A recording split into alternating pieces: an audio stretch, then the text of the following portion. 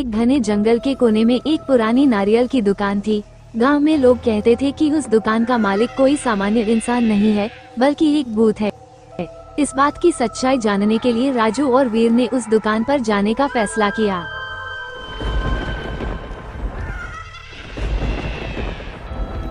रात का समय था, चारों ओर अंधेरा और सन्नाटा था। दोनों दोस्त डरते डरते जंगल के रास्ते पर चल पड़े।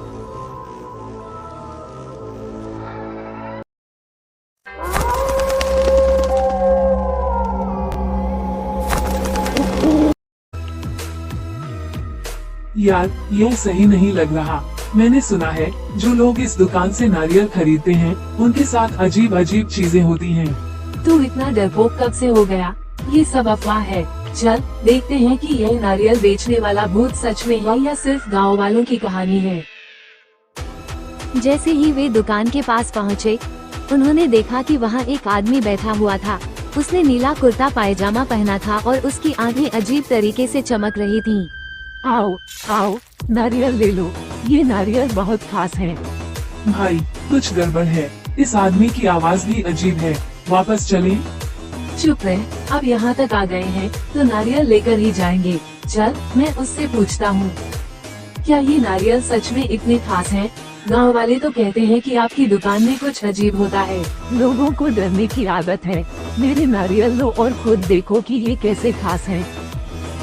राजू ने हिम्मत करके एक नारियल उठाया। वीर झिझकते हुए उसके पीछे खड़ा रहा। जैसे ही राजू ने नारियल उठाया, उसे ठंडक महसूस हुई। यह नारियल इतना ठंडा क्यों है? ऐसा लग रहा है जैसे इसमें कुछ गलत है। तू हर चीज में शक क्यों करता है? ये सब तेरा वहम है। उसके अंदर से लाल रंग का गाढ़ा तरल निकलने लगा, जो खून जैसा लग रहा था। राजू, यह क्या है? यह नारियल नहीं, कोई श्राप है। यहाँ से भागो। तुमने नारियल लिया है, अब तुम बच नहीं सकते। तुम्हारी आत्मा मेरी है। ये क्या हो रहा है? ये आदमी भूत है। भाग वीर। राजू और वीर डर के मारे वहाँ से भाग निकले।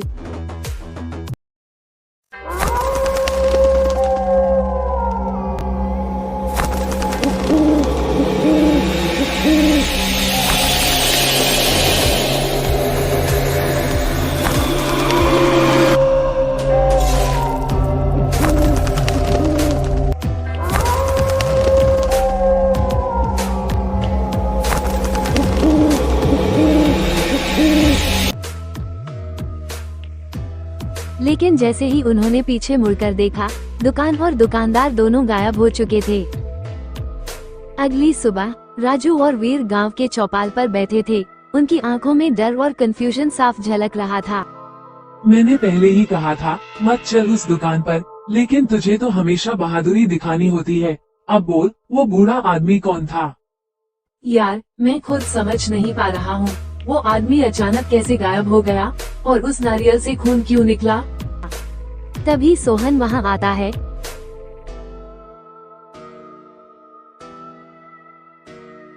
तो तुम दोनों बहादुरों ने दुकान का राज पता लगा लिया? क्या भूत को पकड़ लिया? चुप कर, तू जानता नहीं है कि कल रात क्या हुआ? वो आदमी सच में भूत था। जैसे ही नारियल तोड़ा, वो भूत ने तुम्हें छोड़ दिया? ये तो बड़ी मेहरबानी है। यह मजाक नहीं है सोहन, उस दुकान में सच में कुछ अजीब था। मुझे लगता है हमें पता लगाना चाहिए कि वहाँ क्या हो रहा है। अब फिर से वहाँ जाने की बात मत करना। मैं वापस उस रास्ते पर नहीं जा रहा। राजू ने सोहन को समझाया कि उन्हें उस दुकान की सच्चाई जाननी होगी। इस बार सोहन भी राजू के साथ जाने को तैयार हो गया। वीर ने मना कर दिया, लेकिन बाद में दोस्तों को अकेला नहीं छोड़ने के डर से वह भी साथ चल पड़ा।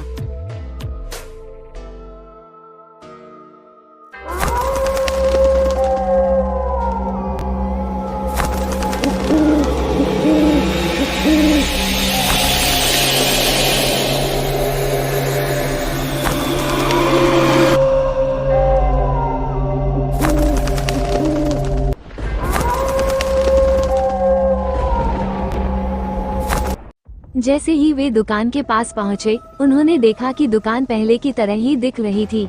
दुकानदार इस बार वहाँ नहीं था। कहाँ है तुम्हारा भूत? लगता है वो तुम्हारे डर की उपज थी। शायद लेकिन कल जो हुआ वो सच था। अचानक हवा ठंडी होने लगी। दुकान के पास रखा एक नारियल अपने आप हिलने लगा। ये क्या था? क्या तुमने इसे देखा? चुप रहो, कुछ न कुछ जरूर है यहाँ। चलो अंदर देखते हैं। जैसे ही तीनों दुकान के अंदर गए, दुकान की दीवारों से अजीब आवाजें आने लगी। हवा और ठंडी हो गई और अंधेरा गहराने लगा।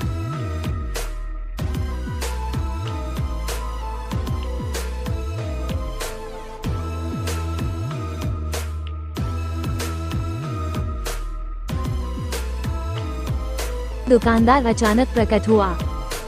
तुम फिर से आ गए, मेरी चेतावनी के बाद भी। कौन हो तुम और यह जगह ऐसी क्यों है? मैं इस जंगल की आत्मा हूँ। ये दुकान मेरी है और जो भी यहाँ आता है उसे अपनी आत्मा की कीमत चुकानी पड़ती है। तुम हमें डराने की कोशिश कर रहे हो। हम अपनी आत्मा नहीं देंगे। बताओ तुम असल में कौन हो? दुकानदार जोर से हंसने लगा। उसकी हंसी के साथ पूरा माहौल गूंजने लगा। अचानक दुकान के चारों ओर धुएं का गुबार छा गया और दुकानदार एक खतरनाक भूत में बदल गया। मैंने कहा था बताओ, अब हमें कौन बचाएगा? चुप रहो, हमें इस पर काबू पाने का कोई तरीका ढूंढना होगा। सोहन की नजर दुकान की दीवार पर एक पुराने कागज पर पड़ी। कागज पर कुछ लिखा था। जो इसे बांध कर रखता है उसे जलाकर मुक्त करो। शायद ये भूत किसी चीज से बंधा हुआ है। हमें इसे ढूंढना होगा। जल्दी करो, इससे पहले कि यह हम पर हमला करे। दुकान के भीतर डरावना माहौल बन चुका था। दुकानदार का भूत उनके चारों ओर घूम रहा था।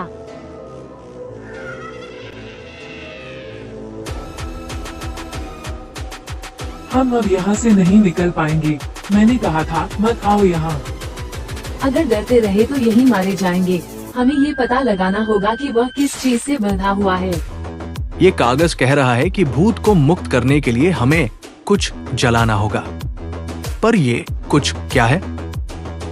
अचानक भूत तेजी से उनके पास आया और चीखते हुए बोला, तुमने मेरी चेतावनी को अनदेखा किया। अब मैं तुम्हारी आत्मा ले जाऊंगा। उसकी चीख से दुकान के अंदर का सामान इधर उधर बिखरने लगा। ये सब क्या हो रहा है? हम फंस गए हैं। इस दुकान में ऐसा क्या हो सकता है जो इसे बांध कर रखता है? जल्दी सोचो सोहन, कुछ तो ऐसा है जो इसे रोक सकता है। सोहन की नजर दुकान के एक कोने में रखे एक पुराने लकड़ी के संदूक पर पड़ी। वह संदूक अजीब तरीके से चमक रहा था। वो देखो, उस संदूक में कुछ खास है। शायद भूत इसी से जुड़ा है। हमें इसे खोलना होगा। तुम पागल हो गए हो? अगर उसमें कुछ और खतरनाक हुआ तो? हमारे पास और कोई चारा नहीं है। जल्दी करो सोहन।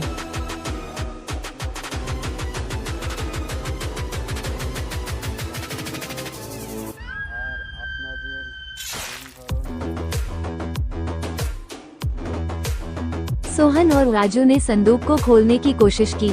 जैसे ही उन्होंने उसे छुआ, भूत ने जोर की चीख मारी और हवा में गायब हो गया।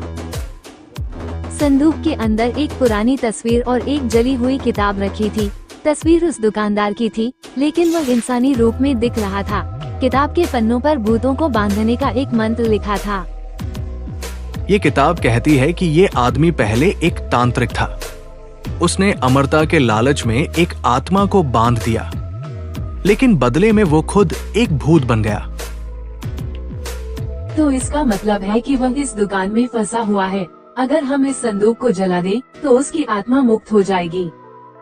तुम पक्का हो? अगर कुछ गलत हुआ तो वह और भी खतरनाक बन सकता है। संदूक को दुकान के बाहर ले जाने की कोशिश की, लेकिन तभी भूत फिर से प्रकट हुआ। तुम मेरे बंधन को तोड़ना चाहते हो? मैं तुम्हें कभी नहीं छोड़ूंगा। हम ये काम करेंगे। राजू, वीरू, जल्दी से इस संदूक को जलाओ। वीर ने लकड़ियों का ढेर बनाकर आग जलाई। जैसे ही संदूक आग में डाला गया, भूत जोर से चीखने लगा। उसकी चीख दुकान के चारों ओर गूंजने लगी। तुमने मुझे मुक्त कर दिया। अब मैं चैन से जा सकता हूँ। आग बुझते ही दुकान गायब हो गई। तीनों दोस्त हैरानी से देख रहे थे कि अब वहाँ सिर्फ खाली जमीन थी। तो क्या सब खत्म हो गया? हाँ, लेकिन ये अनुभव मैं कभी नहीं भूल सकता। लालच और अमरता की चाहत ने उस आदमी को भूत बना दिया। ये हमें सिखाता है कि लालच का अंत हमेशा बुरा होता है। हम बच गए, यही काफी है। अब मुझे इस दुकान के बारे में और कोई कहानी नहीं सुननी।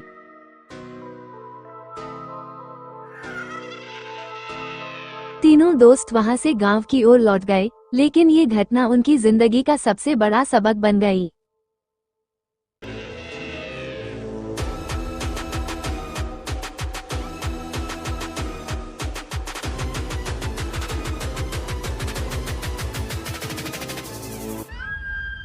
इसी के साथ यहाँ कहानी समाप्त होती है। अगर आपको पसंद आए तो लाइक और सब्सक्राइब करना ना भूलें।